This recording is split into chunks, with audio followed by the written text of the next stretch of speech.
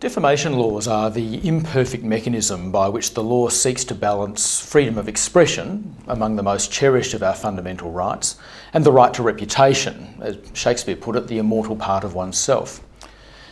Imperfect, though, as a descriptor, is an understatement. In fact, in my new book, I compare Britain's defamation laws with Frankenstein's monster. Countless complications and piecemeal reforms riveted to the rusting hulk of a centuries-old cause of action.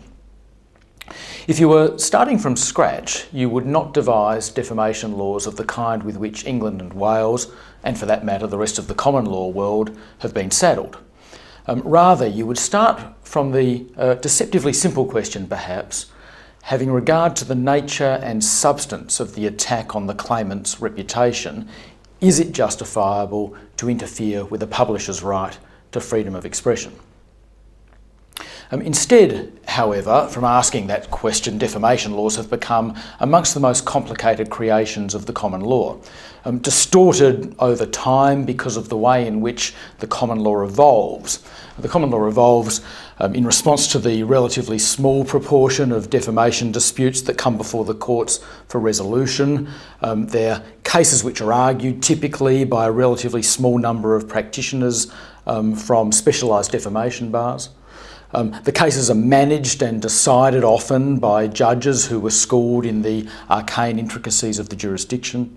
And then the law has been reformed periodically by statutes that respond to a perception that the common law requires correction.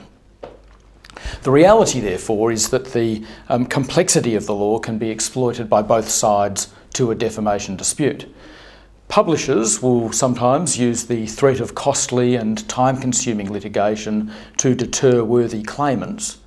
And claimants, particularly the wealthy or paradoxically the impecunious who really have nothing to lose, use the same threat, that is the threat of defamation litigation, to deter publishers from exposing matters that they would prefer not to see the light of day.